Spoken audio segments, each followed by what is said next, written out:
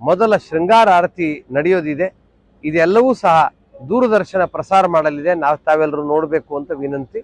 ಅದಾದ ನಂತರ ಈಗಾಗಲೇ ರಾಮಾಯಣ, ವಾಲ್ಮೀಕಿ ರಾಮಾಯಣದ ಪಾಠ ಹಾಗೂ ರಾಮಚರಿತ ಮಾನಸದ ಪಾಠ ಇಲ್ಲಿ ಅಖಂಡವಾಗಿ ನಡೀತಾ ಇದೆ. ಪ್ರತಿನಿತ್ಯ ಸಂಜೆ ರಾಮನ ಗಾಯನವನ್ನ ನಾವಿಲ್ಲಿ ಮಾಡ್ತಾ ಇದ್ದೀವಿ. 17ರ ದಿನ ರಾಮನವಮಿಯ ಮಧ್ಯಾಹ್ನದ ಹೊತ್ತು 12 ಗಂಟೆಗೆ ರಾಮನ ಪ್ರಕಟೋತ್ಸವ ನಡೆಯೋದಿದೆ. ಅದಕ್ಕಿಂತ ಮೊದಲು ಬೆಳಗ್ಗೆ 11 ಗಂಟೆಗೆ ಮೊದಲಿದ್ದಂತಹ ಉತ್ಸವ ಮೂರ್ತಿ 4 ರಾಮ, ಲಕ್ಷ್ಮಣ, ಭರತ, ಶತ್ರುಘ್ನ 4 ಮೂರ್ತಿಗಳ ಅಭಿಷೇಕ ನಡೆಯೋದಿದೆ.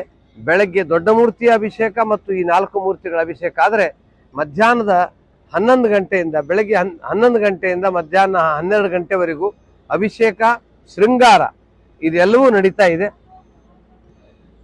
12 ಗಂಟೆಗೆ ಸರಿಯಾಗಿ ರಾಮನ ಪ್ರಕಟೋತ್ಸವ ಆರತಿಯ ಮೂಲಕ ಜಗತ್ತಿಗೆ ರಾಮನ ದರ್ಶನ ಆಗೋದಿದೆ. ಮತ್ತು ಅದೇ ಸಂದರ್ಭದಲ್ಲಿ ರಾಮ ಸೂರ್ಯವಂಶಿ ಆಗಿದ್ದರಿಂದ ಸೂರ್ಯನ ಕಿರಣದಿಂದ ರಾಮನ ಹಣೆಯನ್ನು ಪ್ರಕಾಶಿಸುವಂತಹ ಸೂರ್ಯ ತಿಲಕ್ ಆ ಪ್ರಯೋಗ ಸಹ ಯಶಸ್ವಿಯಾಗಿದೆ. ಆವತ್ತು ಸರಿಯಾಗಿ 12 ಗಂಟೆಯಿಂದ 12 ಗಂಟೆ 3 ನಿಮಿಷದವರೆಗೆ 3 ನಿಮಿಷಗಳ ಕಾಲ ರಾಮನ ಹಣೆಯನ್ನ ಸೂರ್ಯ ತಿಲಕದಿಂದ ಪ್ರಕಾಶಿತಗೊಳ್ತಾ ಇರೋದ್ರಿಂದ ನಾವು ನಮ್ಮ ಸ್ಥಾನದಿಂದ ನೋಡಬಹುದು. ಇದೆಲ್ಲವನ್ನೂ ಸಹ ದೂರದರ್ಶನದ ಮೂಲಕ ನಾವು ನಮ್ಮ ಮನೆಯಲ್ಲೇ ಕೂತು ನೋಡುವಂತಹ ಸದವಕಾಶ ಲಭ್ಯವಾಗಲಿದೆ. ಅಯೋಧ್ಯೆಗೆ ಆಗಮಿಸುವಂಥ ಎಲ್ಲ ಭಕ್ತರಿಗೂ, ಲಕ್ಷಾಂತರ ಭಕ್ತರಿಗೆ ದರ್ಶನ ಮಾಡಿಸುವಂಥ ವ್ಯವಸ್ಥೆನೂ ಸರಿಯಾಗಿ ನಡೆದಿದೆ.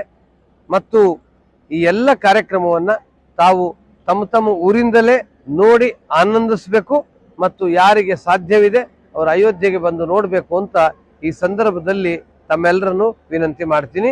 ಎಲ್ರಿಗೂ ಮೊದಲ ಶ್ರೀರಾಮನವಮಿ ಹೊಸ ಮಂದಿರದಲ್ಲಿ ನಡೆಸುವಂತ ಈ ಕಾರ್ಯಕ್ರಮಕ್ಕೆ ಹಾರ್ದಿಕವಾದಂತಹ ಸ್ವಾಗತವನ್ನ ಕೋರ್ತಾ ನನ್ನ ಮಾತಿಗೆ ವಿರಾಮ ಹೇಳ್ತೀನಿ.